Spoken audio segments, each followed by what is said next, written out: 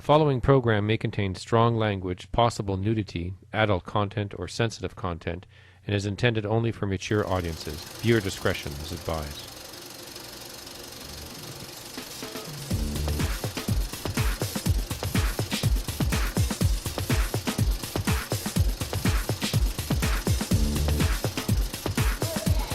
This was on the pageant preparation question list. How do you know if you are respected by your peers? 60 seconds. How do I know? It's easy. They're on their knees. Absolutely. They're looking at my face. They respect me that. They're turning around. They're saying Ms., not Mistress, because I am not secondary, number one. And yeah, that's exactly how I know. Pass the conch. All right, everybody, you know what? Welcome back. This is Joe from DDP Studios, and we are live at the Monarch Tavern, where we have just gone through the greatest debate in Toronto history. We have talked to all kinds of people in the audience who've asked questions, and Miss Barbie Bitch, who is one of the candidates that is running for Toronto mayorship. I just want to say, you know what, young lady? I want to say one thing to you. The one thing that really stood out for me is that you kept saying "made in Canada," yes. And that really impressed me more than anything, you know. And I think that is like such a highlight of what people really want to hear, and they want to know that you're thinking about what it's like to be in Canada. So, if you are elected and you get a chance to be able to create like this entire new music industry, the way that we've done it with the film, how do you think that that's going to revolutionize like the careers of people today? Like, how is that going to do that? Well, I'm going to tell you something. I started off working as an audio engineer. I remember what it was like to cut tape. I worked at YTV for 8 years. I've been in film and television for 24 years. So it's long enough.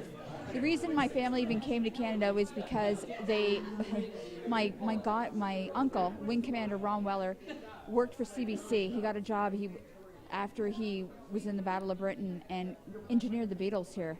So huge, absolutely huge. I mean, the Beatles invented multi-track recording. They are what gave me life in that way. Canadian, when you talk about it, yes, born and bred and raised. I'm lived in the same area, this area, 44 years. I was born at St. Joe's, so I've lived in the same area, everything. I remember all of this. So absolutely, it's quite an endearment for me. Film and television, we have one thing that Tori said that absolutely bothered me was the outsourcing of the film and television industry. There are so many people here that are amazing entertainers, musicians, writers, actors, everything. Cameramen, you know, talent in that way. You know what? We need the jobs here first before you turn around and you outsource. Yes, I agree there's other people outside of the world that are phenomenal, but not when it's so tough here. We need to keep our industry like that. The music industry for me obviously is quite an endearment because I play it, and being an engineer in that way. What we would do here is build the Metronome, and the Metronome is Music City. We need to bring all those big festivals instead of going out to Barrie or going out to see them. Why isn't Toronto having them? And so that's when you were talking about making Ontario Place and using that whole island for something like that, because again, you have like the Cinesphere, which has like the most amazing acoustics, like for like watching a movie, whether sound or whatever. And I've seen a lot of musicals in Ontario Place in the Cineforum. So you think that would be a really good use of the public space? Use of the public space down in Ontario Place. I think we should build a mega class gym. I think we should have, a ski hill. We need to have all of that and bring all those athletes here to train, because we have an airport right there. The airport right there. We need to build the Metronome where those silos were. The shovels were to go in the ground, and it was already supposed to be done. The building has won all kinds of awards. What Rob Ford went down and to bring the treaties up here, that's what he was going to do. So we need to keep it and do it and build it here. We would have an entertainment industry, not only world class, would be the only entertainment industry in the world. And I can completely recognize that because, of course, I work for a major luxury brand hotel. Yeah. And that's what I do every day. I'm at work at 6:30 every morning. And then I'm also a part of DDP Studios. And so, I can understand that. I can respect that, that's something that we should be, that we should really definitely, we need in this city. Now, the one thing I wanted to ask you is, there was a question that was asked tonight about what would it be like, or what do you think that we should do as far as the subway? Can we, open up at 6 o'clock on a Sunday morning? I think we should open up at 6 o'clock on a Sunday morning. Now, the subways, I don't think Eglinton or Kennedy should be the last subway. It should be Eglinton Avenue East, and it was supposed to be. That was supposed to be done over 20 years ago. Our subway has, our people have built up in such a way that our subway systems absolutely are a crash in the economics of who's here. Okay, it should be Eglinton Avenue East. I think we need both. We don't have the money and we don't have the funding in that way. We shouldn't be wasting funding. We shouldn't be wasting funding, and we shouldn't be wasting money in the transit system that's running for 3 years with nobody on it. Yeah. King Street's already established. Why do we need 3 years to test a car? Yeah. And never mind having to replace the tracks for the brand new streetcars that are coming in. Got it. So, young lady, I just want to say what a pleasure it was to meet you tonight. And I know that maybe you might not get the most amount of votes, but what I really respect about you is that you stood up and you said to yourself, you know what, I'm doing this because we need a voice, and I want to be that voice. Now, if you may not win mayor, do you have a website set up that people can go to and they can see about what you do as your profession, as a career? Because, that's another question. I'm sorry, Jean-Claude, I need to ask this. Okay. How do you feel, and I'm sure I'm going to get a good answer about this, but how do you feel about supporting the sex trade workers? And what do you think that Toronto should be doing? Because they're there.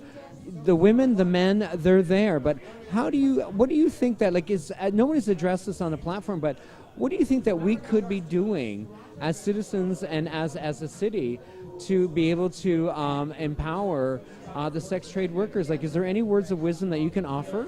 Absolutely. Number one, stand up. That's all I got to say. Instead of lying on your back, stand up. But for the one that do, you know what? The industry is going to happen, and that's what it is. Bottom line.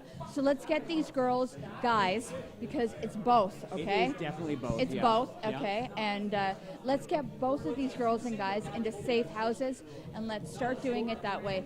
The industry is going to happen. Turn around and let's clean it up in that way.